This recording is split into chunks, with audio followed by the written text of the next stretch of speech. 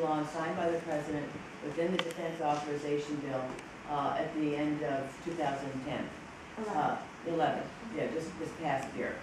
So it enables victims to access a military lawyer so that they understand what their legal options are. Often the process is so mysterious. Victims are not trained for the ways, are not prepared for the ways in which they're going to be challenged. Everything in their personal life is going to be brought up, and they need support in the process. We learned that the conversations with victims advocates, as I mentioned, were not privileged. They could be used against you in a court-martial proceeding. And we had language in the bill that would create a privilege. That language was taken out, but President Obama issued an executive order creating a privilege to protect those conversations, and they're now protected as they would be in the civilian world. You heard in this film that the training of command, the issue of the role of the commanders is a very important one. Often very young, as I said, often inherently conflicted, obviously often very poorly trained to deal with this. Yet the military has a model for dealing with this, and that is the way they have trained their commanders to deal with the issues of discrimination in the services. They have a very robust training process that has worked very well to help the military deal with all the issues of discrimination. And in this bill is a language that models, requests that the military look at ways of modeling after that process because it's been so effective, and to require that as commanders move up the chain of command, that they be trained consistently. So a lot of tools in the toolbox. The other issue, when you saw a little bit of this, is they haven't had a track record of maintaining records. So that as victims transfer out of the military, make their way into the VA system, and we see tremendous challenges that the VA system has, make their way into the VA, start to suffer from post-traumatic stress disorder, there is no record of what happened. And also in this bill is a requirement that the records be kept, and DOD has made a decision to keep them for 30 years. But you also saw that Leon Panetta, our new Defense Secretary, is trying to get it. He's ordered the Army, the Navy, the Marine Corps, and the Air Force to improve the quality of sexual assault prevention training. You can see it's pretty outrageous. Essentially, it suggests that the potential victim is really all about their behavior, as opposed to the culture of the military that allows this to exist in the first place.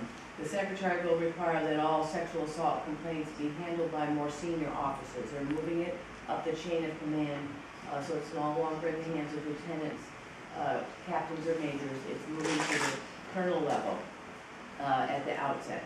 And it will require that all new recruits be briefed on sexual assault policies within 14 days of entering the service.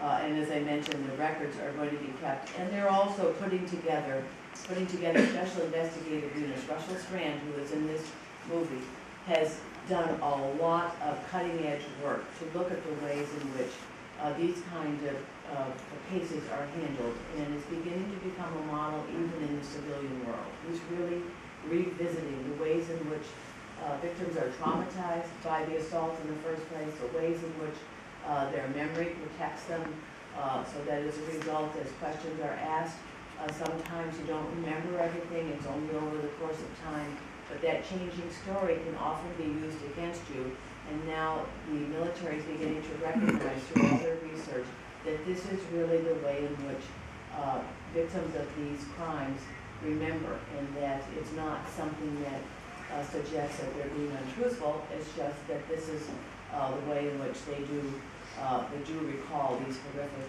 life-changing events. And you can see how difficult it is, because in the military, these young women and men come with a desire to serve, and the betrayal they feel, not just by the crime itself, but by the way in which the military follows up on them, just compounds the situation. So a lot of work being done in the House of Representatives, and on the Senate side. Defense Strong is just one of those many efforts, and we will see You know, I think we're watching very closely. There's another effort to simply take it out of the military. Once these crimes take place, move it out of the military and have others deal with it. But because of the fact that Uniform Code of Military Justice is designed to deal with the fact that you're often in a war zone, crimes take place away in this country, you want to have a process for dealing with them. But given their very poor track record on this issue, I think it's only if they don't demonstrate significantly improved culture and a better follow-through and far more successful prosecution, so you don't see those kind of stories that we saw for those women and men who are willing to come forward.